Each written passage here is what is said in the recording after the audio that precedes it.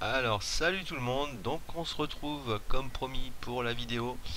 Un petit tuto, un petit tuto pour le stop and go, life and drop et twitching qu'on va réaliser avec les cannes. Donc là on est au Michigan, enfin dans le Michigan au lac Sainte-Croix.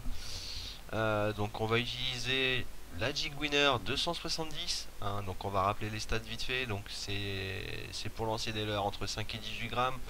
Ça supporte jusqu'à 4,5 kg au niveau de la ligne.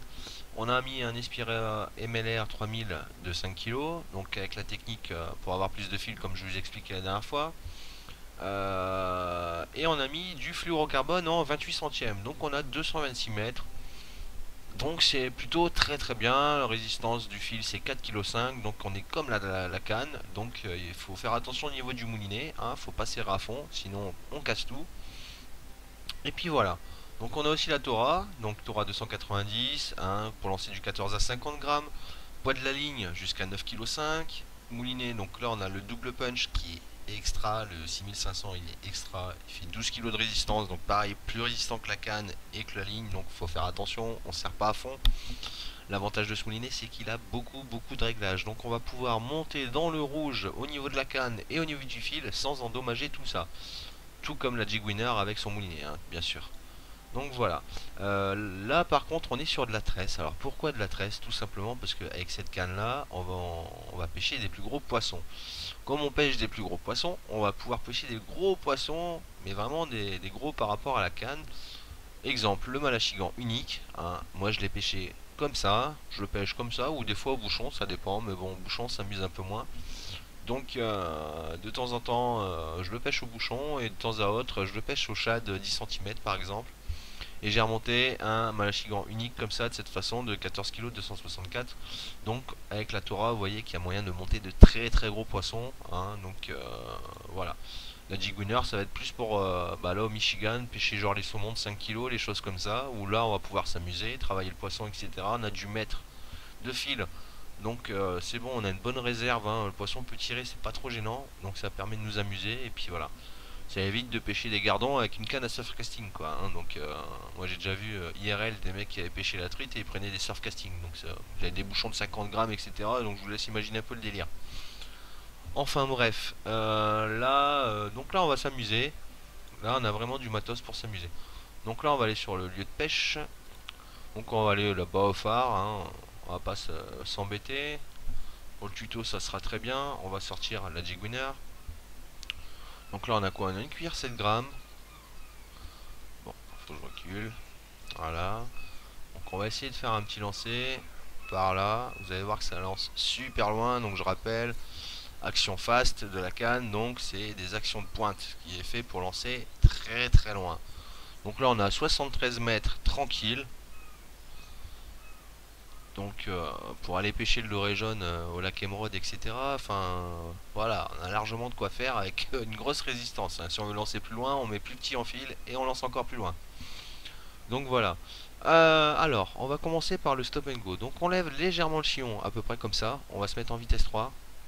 Là, le moulinet, je regarde quand même au cas où. Il est bien réglé, donc ça va.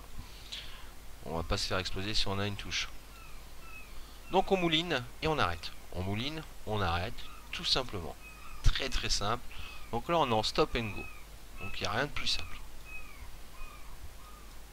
Si des fois ça s'arrête, c'est soit on a été trop long, ou là comme là le fond a changé, parce qu'on a eu un tout droit et lentement, donc ça veut dire que le fond remonte un petit peu vers nous. Si jamais ça s'arrête tout simplement, vous voyez plus écrit stop and go, c'est que là en fait vous allez descendre, vous allez avoir plus de fond à cet endroit là, et que du coup bon, ben, voilà, on n'aura plus l'animation. Donc soit ça traîne, ou soit voilà, ou soit le fond change. Là on a un poisson au bout. Donc ça a l'air pas vilain. Donc on aurait juste le temps de faire le stop and go, vous voyez, comme quoi ça marche super bien. Je pensais faire les trois techniques sur le même lancer pour vous montrer, mais non.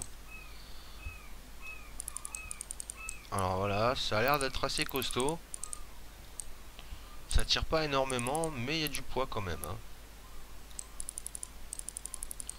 Donc quand vous ramenez des gros poissons par rapport à votre matos, etc., surtout ne pas mouliner en l'air. Donc vous essayez de remonter la canne comme ceci. Après vous redescendez vers le poisson, et là on mouline, on arrête de mouliner et on remonte. Toujours comme ça. Si vous remoulinez en haut, ça sert à rien, vous allez perdre plus de fil qu'autre chose. Donc c'est comme ça qu'on va travailler le poisson essentiellement. Donc là il reste dans le fond. On n'arrive pas trop à le décoller. Alors je sais pas ce que c'est. Parce que souvent quand on a du saumon, ça tape des beaux rushs à droite, à gauche. Là pour le coup, c'est assez lourd et ça colle, hein.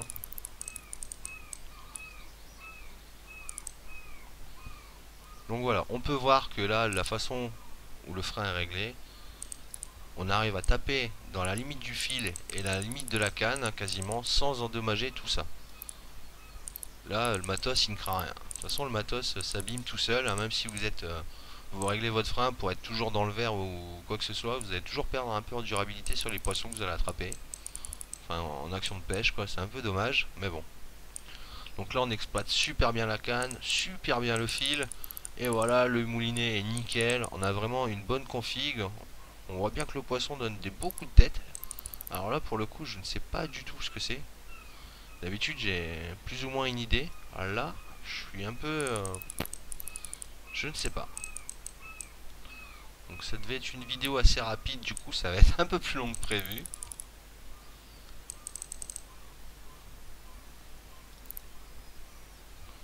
Donc voilà, vous allez voir qu'avec cette config là, il y a possibilité de remonter pas mal de poissons, pas mal de beaux poissons. Hein, les dorés jaunes, même ici, hein, les dorés jaunes trophées de 4 kilos et quelque chose, je les remonte avec sans souci. Après, l'unique, je sais pas, je pourrais pas vous dire. Parce que l'unique, j'ai pas été beaucoup aux dorés jaunes, hein, j'en ai fait quelques-uns, mais je les ai pêchés principalement à la Tora. Donc, pour pouvoir pêcher avec des plus grosses cuillères, tout simplement, hein. Parce que je le pêche généralement à la cuillère. Alors après, on peut le pêcher au twist, enfin moi j'appelle ça un twist. Donc le pêcher avec les espèces de verre, le verre souple, le couleur chocolat, je crois, quelque chose comme ça qui marche bien dessus. Donc là, après, avec les têtes plombées, il y a peut-être moyen d'avoir un gros hameçon et de pas avoir trop de plombage, etc. Donc là, c'est pas mal, c'est intéressant, ça vient, tout doucement, hein. C'est l'avantage de pêcher avec des petites cannes comme ça, du matos assez fin, c'est que bah, on s'amuse quoi. Quand on a un beau poisson, bah, on arrive à s'amuser. Voilà, c'est un beau saumon. Alors, il n'y a pas tapé des rushs, mais bon, c'est un beau saumon, je pense. 3,7 kg, donc bon, voilà. Donc, vous voyez, on peut prendre du saumon sans être à la rue. Donc là, on a vu le stop and go. Alors, sur le même lanceur, on va essayer de vous faire voir le life and drop et le touching. Donc, des techniques life and drop qu'on utilise un peu moins souvent. Moi je l'utilise généralement sur les petits poissons parce que vous allez voir pourquoi. On se met en vitesse 1 pour faire le life and drop. Donc vitesse 1 de moulinet. Comme le stop and go, par contre, on lève le sillon un peu vers le ciel. Enfin, un peu, hein, pas non plus vers la lune. Hein. On vise pas les étoiles. On mouline, on met un coup de ferrage. On mouline, on met un coup de ferrage. On mouline, on met un coup de ferrage. Si on voit que l'heure a du mal à descendre, on attend un petit peu. Voilà, comme ça. Et voilà, tout simplement. Il n'y a rien de compliqué. C'est vraiment une technique assez simple. Bon là on accroche un petit peu, donc le leurre réagit un peu bizarrement.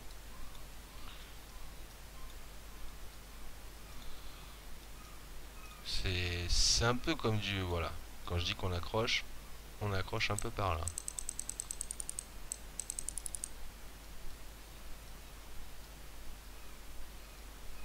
Voilà, on est décroché. Donc, on a relevé le sillon. Hop.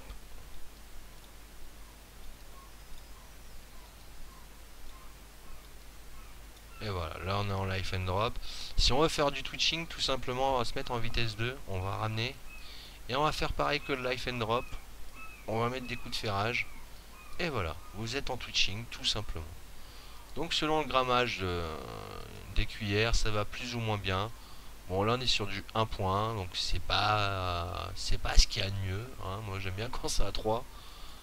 Mais bon, voilà, il y en a assez pour prendre du poisson, hein. Il n'y a pas de souci là-dessus. Et voilà. Donc on récapitule. Quand vous voulez faire du stop and go, on se met en vitesse 3, on mouline, on arrête, on mouline, on arrête. Quand on veut faire du life and drop, vitesse 1, on mouline, on tire, on mouline, on tire. Et quand on veut faire du twitching, tout simplement, bah, on mouline, on mouline, on tire, mais en vitesse 2. Et voilà, tout simplement. Voilà, je vous parlerai aussi, je ferai une prochaine vidéo sur la manière de déterminer un peu les fonds, hein, en faisant du stop and go et en utilisant la canne à l'anglaise. Vous allez voir, j'ai un petit tips, petite astuce qui est pas trop mal pour voir à quoi ressemblent les fonds, avoir une idée plus précise de la zone où on pêche, où on va pêcher, parce que les poissons se tiennent surtout sur des spots. Et voilà. Donc là, on va voir un peu la pêche. Donc c'est pas une pêche formidable aujourd'hui, hein. J'ai pêché 3 heures le brochet ce matin, donc j'en ai pas attrapé beaucoup. Bon, il y a eu l'unique qui est venu faire un petit coucou, hein, 15 kilos. Donc c'était pêché à l'anglaise. Donc on verra ça plus tard, plus tard. Et mais voilà, là c'est une petite pêche, hein. Il n'y avait pas beaucoup de kilos. Au bout de 3 heures de brochet, je devais peut-être avoir 50-60 kilos de poisson. Donc c'était une pêche très très moyenne, quoi. Mais bon, on a fait quand même le petit unique de la journée, donc bon, ça, on aurait pu en faire deux, hein, mais bon, c'est pas trop grave. Il y a des jours où ça mord un peu moins, donc faut pas s'inquiéter, c'est normal. Donc voilà, j'espère que la vidéo vous servira, hein, pour surtout ceux qui vont débuter le jeu, parce que quand on arrive, on sait pas trop, on voit des trucs animation, mais on sait pas trop comment les faire. Donc moi j'avais essayé de chercher, enfin je galère un peu à trouver, souvent c'était des vidéos en anglais, donc on comprenait pas grand chose. Enfin, je suis pas bilingue, donc personnellement, donc c'est un peu la galère. Mais là, en faisant cette technique-là, enfin voilà, vous aurez plus de soucis, vous allez pêcher pouvoir, enfin vous allez pouvoir pêcher n'importe où et sans avoir de soucis là-dessus. Allez, je vous laisse là-dessus et à bientôt. Ciao ciao.